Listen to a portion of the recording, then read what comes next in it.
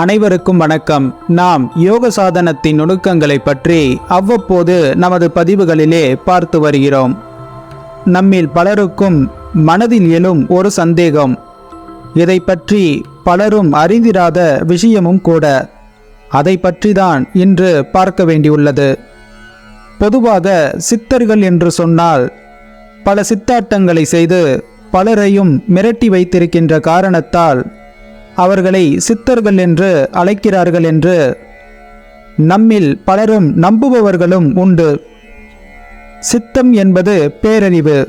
அந்த பேரறிவை விருத்தி செய்து பேரறிவின் பிரகாசத்தின் காரணமாக இந்த உலகத்திலே அவர்களுக்கு தெரியாத விஷயமே இல்லை என்று சொல்லக்கூடிய அளவிற்கு சகலத்தையும் கற்று உணர்ந்து பேரறிவு பெற்றவர்களாக இந்த உலக வாழ்க்கையிலே உடல் எடுத்து வாழக்கூடிய இந்த பிரபஞ்ச வாழ்க்கையிலே எது தேவையானது, எது தேவையற்றது, எது நிலையானது, எது நிலையற்றது என்றெல்லாம் வேத அவேதங்களையெல்லாம் கண்டறிந்து ஒதுங்கி வாழ்ந்தவர்கள். தங்களை மேம்படுத்தி கொண்டு உலகத்திற்கும் நல்ல விஷயங்களை சொல்லிக் கொண்டிருப்பதால் அவர்களை சித்தர்கள் என்று அழைக்கிறோம். ஆனால் இன்று சித்தர்கள் என்பவர்கள் ஒரு அசாதாரணமான காரியங்களை செய்யக்கூடிய ஒரு பெரிய மகா புருஷர்கள் என்றும், நாம் எந்த வரம் கேட்டாலும் கொடுப்பார்கள் என்றும், இறந்தவரை எழுப்பி கொடுப்பார்கள், நோயுற்றவரை குணமாக்கி கொடுப்பார்கள், தங்கம் செய்து தருவார்கள், பொன் பொருள் ஆகியவற்றை குறைவில்லாமல் அள்ளி கொடுப்பார்கள் என்றெல்லாம், இது போன்ற நாம் எதை வேண்டினாலும் அது தருவார்கள் என்றெல்லாம் நினைத்து வருகிறார்கள். அவர்களிடத்தில் இல்லாத ஆற்றலே இல்லை என்பது போல ஒரு மனநிலையை ஏற்படுத்தி வைத்து கொண்டு அதற்காகவே சித்தர் பீடங்களை நாடுவதும் அதற்காகவே சித்தர் வழிபாடுகளில் ஈடுபடுவதும் ஒரு வாடிக்கையான செயலாக இன்றைய சமூகத்தில் நடந்து வருகிறது. நம்முடைய சித்தர்கள் ஒரு 8 வகையான மிகப்பெரிய ஆற்றல்களை தன்னிடத்தில் வசப்படுத்தியிருந்தார்கள். அஷ்டமா சித்துக்கள் என்று சொல்வார்கள். அனிமா, மகிமா, இலகிமா, கரிமா, பிராக்தி, பிரகாமியம், ஈசத்துவம், வசித்துவம் என்பதாகும். இதிலே அனிமா என்பது அணுவைப் போல சிறியதாக தன் உருவத்தை மாற்றிக்கொள்வது, இல்லை தனக்கு முன்பே நின்று கொண்டிருக்கக்கூடிய ஒன்றை சிறிய உருவமாக மாற்றிவிடுவது, தன்னுடைய தேகத்தை சிறிதாக்கிக் கொள்வது, அல்லது தனக்கு எதிரே இருக்கக்கூடிய மற்ற எதை வேண்டுமானாலும் சிறிதாக மாற்றிவிடுவார்கள். இந்த சித்துக்கு அனிமா என்று ஒரு பெயர் இருக்கிறது. அடுத்தபடியாக மகிமா, சிறியதாக இருக்கக்கூடிய ஒன்றை மிக பெரியதாக மாற்றிவிடுவது, தன் உருவத்தை மிக பெரியதாக மாற்றிக்கொள்வது, இது போன்ற காரியங்கள். அடுத்தபடியாக இலகிமா, இலகு மா, இலகு என்றால் மிகவும் லேசாக கனமற்றவராக உடல் எடையை குறைத்து மாற்றிவிடுவது. இப்படி எடையை குறைத்த காரணத்தால் நீரின் மேலே நடந்து செல்வதும் ஆகாயத்தில் மிதந்து செல்வதும் போன்ற காரியங்களை செய்திருந்தார்கள். அடுத்தபடியாக கரிமா, கரிமா என்பது கனமாக தன்னை மாற்றிக்கொள்வது, மிகவும் கனத்த உடலினராக தன்னை மாற்றிக்கொள்வது, சூறாவளியே அடித்தாலும் தன் உடலை அசைக்க முடியாத நிலைக்கு கனமுள்ளதாக மாற்றிக்கொள்வதை கரிமா என்று சொல்வார்கள். அடுத்தபடி பிராத்தி என்று சொல்லப்படுவது, பிராத்தி என்று சொல்லப்படுவது இந்த உலகத்திலே தான் நினைத்த எந்த ஒன்றையும் தன்னுடைய வயமாக வசப்படுத்தி கொள்ளக்கூடிய ஒரு மிகப்பெரிய வசிய ஆற்றல் என்பது பிராத்தி என்கிற நிலை. அடுத்தது பிரகாமியம், கூடு விட்டு கூடு பாய்வது, தன்னுடைய உடலை விட்டு வெளியேறி மற்ற உடலுக்குள்ளே புகுந்து செயல்படுவது. அடுத்தபடி ஈசத்துவம், ஈசத்துவம் என்பது இந்த உலகில் இருக்கக்கூடிய அத்தனை தேவர்களையும் தெய்வங்களையும் ஆட்டி வைக்கக்கூடிய மிகப்பெரிய ஆளுமைகளை கைக்கொள்வது, ஈசனாகவே மாறிவிடுவது. கடைசியாக வசித்துவம், அதாவது சகலத்தையும் வசப்படுத்தக்கூடிய ஆற்றலாக இருப்பது. இந்த உலகிலே வசப்படுத்தக்கூடியது எதுவும் மீதுமில்லை என்று சொல்லக்கூடிய அளவிலே அனைத்தையும் தன்னுடைய கட்டுப்பாட்டுக்குள் கொண்டு வந்து வசப்படுத்திக் கொள்வது, இதற்கு வசித்துவம் என்று ஒரு பெயர் இருக்கிறது. நம்முடைய தமிழ் சித்தர்கள் இப்படியான 8 வகையான ஆற்றல்களை பெற்றிருந்தார்கள். இதை இங்கே சொல்ல வேண்டிய அவசியம் என்னவென்றால், அருமை சகோதரி தேவராணி நம்முடைய முந்தைய பதிவிலே, சித்தவேதம் என்கிற பதிவிலே நான் இலங்கையிலிருந்து பேசுகிறேன் என்று தன்னை அறிமுகப்படுத்தி கொண்டார். எனக்கு அதிகம் ஆன்மீக நாட்டம் உள்ளது, நான் நிறைய கற்றுக்கொள்ள வேண்டும் என்றும் தன்னுடைய விருப்பத்தை தெரிவித்திருந்தார். பயிற்சி மந்திரம் என்று சொல்லக்கூடிய மந்திரம் அனைத்தையும் கற்றுக்கொண்டு, எங்க நாட்டில் நிறைய பேர் கஷ்டத்தில் இருக்கிறார்கள், ஏழை மக்களுக்கு நான் உதவ வேண்டும், அதற்காக நான் மந்திரம் படிக்க வேண்டும், அதற்கு தாம் உதவ வேண்டும் என்று கேட்டிருந்தார். சகோதரியின் நோக்கம் நல்லவைதான், அதில் எதுவும் குற்றமில்லை. அடுத்தவர்களுக்கு நல்லது செய்ய வேண்டும் என்று எண்ணும் மனநிலை உயர்வாகும். பராபரத்தின் அன்பு பெறக்கூடிய நிலை வாய்க்கும். ஆனால் அது எந்த விதத்தில் என்பதில்தான் சற்று வேறுபடுகிறது. உண்மையை நாம் உணர வேண்டும். அடுத்தவருக்கு உதவ வேண்டும், மற்றவர்களை காப்பாற்ற வேண்டும் என்று பலரும் நினைக்கக்கூடும். ஆனால் உலக சூழலை முதலில் நாம் புரிந்து கொள்ள வேண்டும். ஆங்கிலத்தில் சொல்வதைப் போல சொல்ல வேண்டுமென்றால் கரண்ட் சிச்சுவேஷன் என்று சொல்வார்கள். சகோதரியின் இந்த குழப்பத்திற்கு காரணம், இப்படி ஒரு கேள்வியை எழுப்புவதற்கு காரணம் என்னவென்று பார்த்தால், கோவில்களில் அழகான சிற்பங்களை வடித்து வைத்து அதை கொண்டு வியாபாரம் செய்து பிழைக்கிறார்கள் என்பதை ஒரு குற்றச்சாட்டாக கூறியிருந்தார். அது அன்றியும் அந்த இடங்களில் ஏழை மக்களுக்கு மதிப்பில்லை என்பதாக, பணக்காரர்கள் மட்டும்தான் உள்ளே சென்று வழிபடுவதாக தன்னுடைய ஆதங்கத்தை வெளிப்படுத்தியிருந்தார். சகோதரி சொல்வதைப் போல பார்த்தால் அங்கு மட்டும்தான் அந்த சம்பவம் நடைபெறுகிறதா என்று நாம் பார்க்கும்போது அதுதான் இல்லை. நம்முடைய தமிழகத்தில் மிகப்பெரிய கொடுமைகள் எல்லாம் நிகழ்ந்து கொண்டுதான் இருக்கிறது. தெய்வங்களுக்கு ஆலயம் எழுப்புகிறோம் என்று சொல்லும் காலம் போய் ஏலியன்களுக்கெல்லாம் ஆலயம் எழுப்பி இதை அகத்தியர் நூலில் பதிவிட்டிருக்கிறார் என்று சொல்வதையும் நம்மால் பார்க்க முடிகிறது. அருமை சகோதர சகோதரிகளே, நாம் ஒன்றை நினைவில் கொள்ள வேண்டும். இத்தனை மகத்துவம் பெற்ற ஆற்றல்களை சித்தர்கள் அடைந்திருந்தாலும் அவர்கள் ஒரே ஒரு ஒற்றை கோவணம் அல்லது இடுப்பில் சுற்றிய மரப்பட்டை இலைத்தலைகளால் நேயப்பட்ட ஒரு சுற்றாடை மட்டுமே அணிந்தவர்களாக இருந்தார்கள். வேறு எதையும் அவர்கள் தன்னுடன் வைத்து கொள்ளவில்லை. ஆனால் இப்போது உள்ள மனிதர்களுக்கு இது போன்ற ஆற்றல்கள் கிடைத்திருந்தால் நினைத்தபடி இந்த உலகத்தை ஆற்றிவிடலாம் என்கிற எண்ணத்தில் மிகப்பெரிய மோசமான விளைவுகளை எல்லாம் ஏற்படுத்தியிருப்பார்கள். இப்படிப்பட்ட சித்த புருஷர்களிடத்திலே சாமானியர்கள் சென்று அவர்களுக்கு தொண்டுலியம் செய்து அவர்களிடத்திலிருந்து இந்த சித்துக்களை எப்படியாவது கற்றுக்கொண்டு விட வேண்டும் என்று கருதி அவர்களுக்கு தேவையானவற்றை செய்து கொடுத்து தொண்டுலியம் செய்து வெறும் சித்துக்களை பெறுவதற்காக மாத்திரம் ஒரு இரு சித்துக்களை கற்றுக்கொண்டு விட்டு பல தகாத காரியங்களை செய்திருக்கிறார்கள். அதுவும் நடந்திருக்கிறது. ஆனால் இந்த சித்தர்கள் அவ்வளவு சுலபத்திலே இப்படிப்பட்ட ஆற்றலை அவர்கள் பெற்றுவிடவில்லை.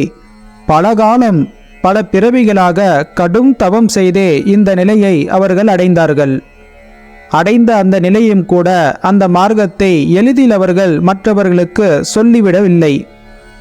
அதை வெளிப்படையாக இந்த உலகத்திற்கு முதல் வெளிப்படுத்தியவர் நம்முடைய ஞானப்பிதா சுவாமி சிவானந்தர் பரமஹம்சர் மட்டுமே என்பதை இங்கே பதிவு செய்ய விரும்புகிறேன்.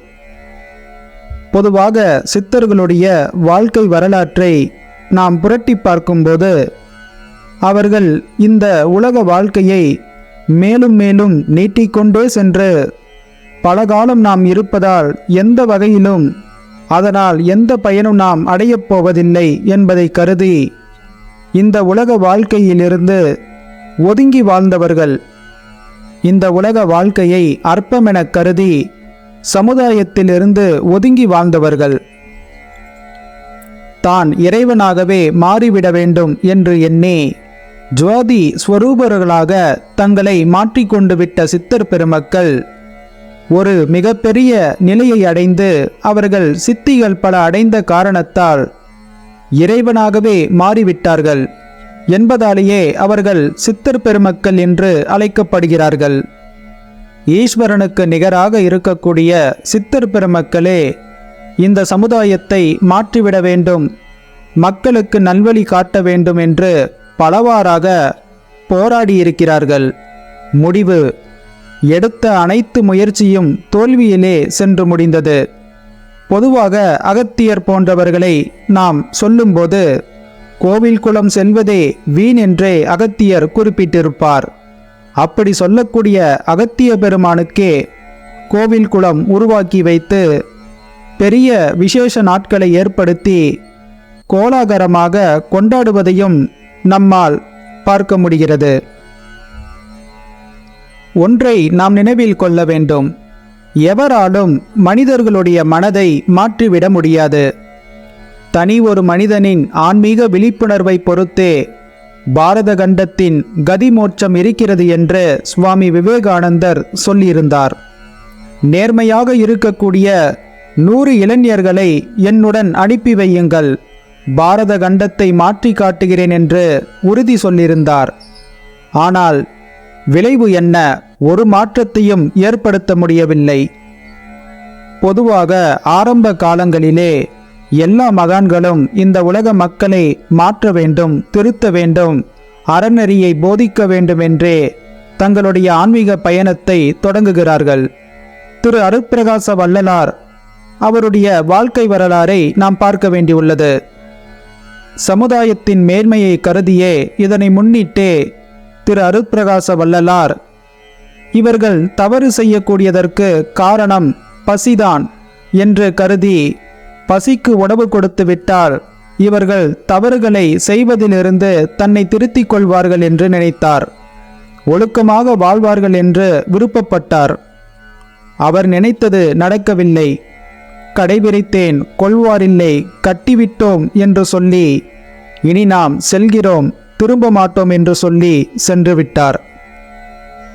அவர் காலங்களுக்கு பிற்பாடு வந்த நம்முடைய ஞானத்தந்தை சுவாமி சிவானந்த பரமஹம்சர் நாம் சொல்வதை எவரும் சரிவர கடைபிடிப்பதில்லை, கேட்பதும் இல்லை என்று சொல்லியே சென்றுள்ளார் என்பதை அவருடைய வாழ்க்கை சரித்திரத்தை பற்றி கேட்கும்போது நமக்கு தெரிகிறது. ஒழுக்கமானவர்களுக்கு, நேர்மையாளர்களுக்கு இந்த உலகில் இடமில்லை என்பதுதான் உண்மை. இந்த சூழலிலிருந்து நம்மை நாம் காப்பாற்றி கொண்டு ஒதுங்கி செல்வதுதான் புத்திசாலித்தனம். யோக கடமைகளை சரிவர செய்யுங்கள். உங்கள் குடும்பத்தை நீங்கள் சரியாக பார்த்து கொள்ளுங்கள்.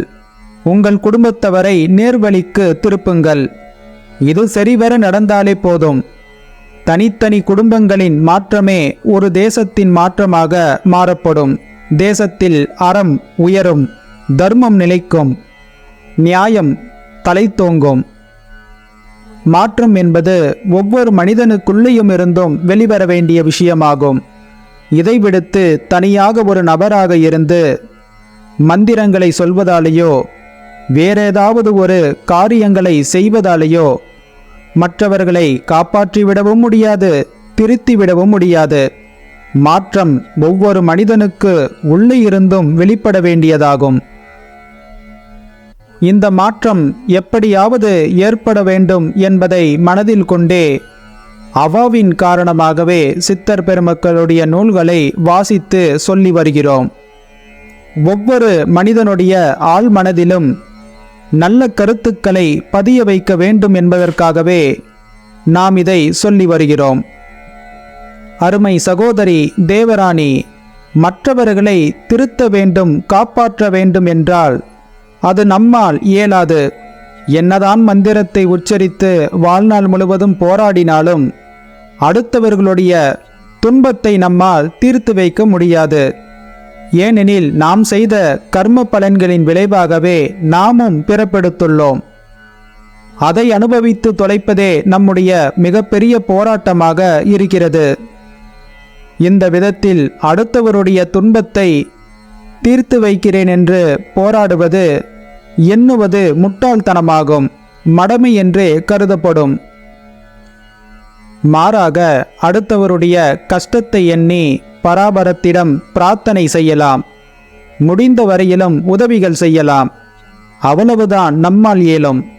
அதற்காக காலத்தை வீணடித்து மந்திரத்தை கற்றுக்கொள்கிறேன் என்று காலத்தை விரயம் செய்ய வேண்டாம். எண்ணற்ற மகான்கள் வந்து சென்றிருக்கிறார்கள். மாபெரும் ஆற்றல் படைத்த சித்தர் பெருமக்களும் இவ்வூ உலகத்தில் வந்து சென்றுள்ளார்கள். அவர்கள் அறிந்திடாத மந்திரம் ஏதும் இல்லை. அவர்களாலேயே இவர்களை திருத்த முடியவில்லை என்று தங்களுடைய வேதனையை கூறி சென்றிருக்கையிலே நம்மால் இவர்களை திருத்திவிட முடியாது, காப்பாற்றிவிடவும் முடியாது. எனவே இதை தவிர்த்து நம்முடைய ஜீவனை நற்கதியை நோக்கி நகர்த்துவதற்கான காரியத்தை ஞானபிதா வகுத்து கொடுத்துள்ளார். சித்தவித்தை என்கிற யோக பயிற்சியை செய்து நாம் முதலிலே மேற்கதியை நோக்கி நகருவோம். அதுவே புத்திசாலித்தனமாகும். இவ்வாழ்நாளில் கொடுக்கப்பட்டுள்ள அற்ப சொற்பமான ஆயுட்காலங்களில் நாம் மேற்கதி அடைய வேண்டுமே அல்லாது தேவையற்ற காரியங்களில் ஈடுபடக்கூடாது. கஷ்டப்படுபவர்களுக்கு உதவ வேண்டும் என்பது ஒவ்வொரு தனி மனிதனுடைய கடமையாகும். முடிந்த வரையிலும் உதவிகளை செய்து வாருங்கள். ஏழைகள் உருவத்தில் சிவபெருமானை காண்கிறேன் என்று விவேகானந்தர் குறிப்பிட்டிருந்தார். மக்கள் தொண்டு மகேசன் சேவை என்றெல்லாம் சொல்லியிருந்தார்கள். ஆனால் இது மட்டுமே நம்முடைய ஜீவனை மேற்கதிக்கு கொண்டு செல்ல ஒரு வழியாக அமையாது. யோக சாதனம் பழக வேண்டியது மிக மிக அவசியம்.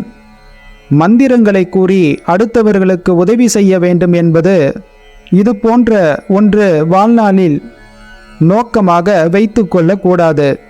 நமக்கு இந்த மனித பிறவி கொடுக்கப்பட்டதின் நோக்கம் நம்முடைய ஜீவனை பராபரத்துடன் இணைப்பதற்காகவே.